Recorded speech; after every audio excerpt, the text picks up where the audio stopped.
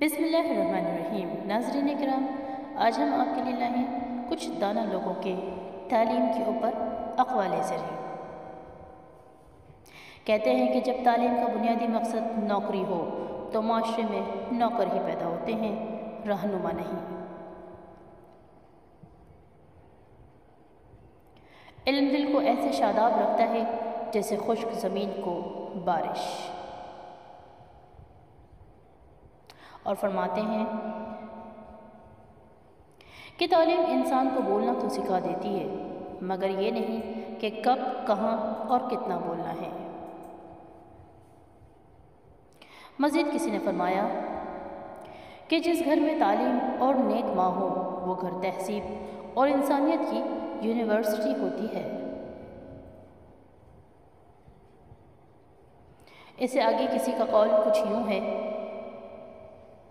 کہ علم کی سب سے بری دشمن جہالت نہیں بلکہ سب کچھ معلوم ہونے کی خوش فہمی ہوتی ہے۔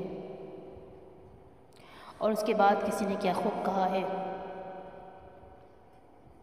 کہ آداب انسان کو اخلاق کی بلندیوں تک لے جاتا ہے، لیکن علم نہیں، کیونکہ علم تو شیطان کے پاس بھی بہت تھا مگر آداب سے خالی تھا۔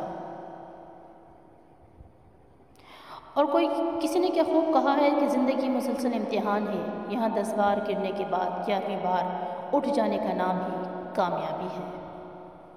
اور کہتے ہیں کہ وہ شخص کبھی کامیاب نہیں ہو پاتا جس میں ناکامی کا خوف کامیابی کی چاہت سے زیادہ ہو۔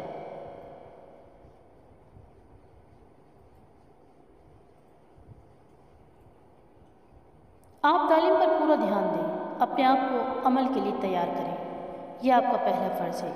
ہماری قوم کے لیے تعلیم زندگی اور موت کا مسئلہ ہے۔ اللہ تعالیٰ سے دعا ہے کہ اللہ پاک ہم سب کو، ہماری پوری قوم کو تعلیم یافتہ لوگوں میں سے بنائیں، تعلیم یافتہ اقوام میں سے بنائیں۔ آمین ثم آمین۔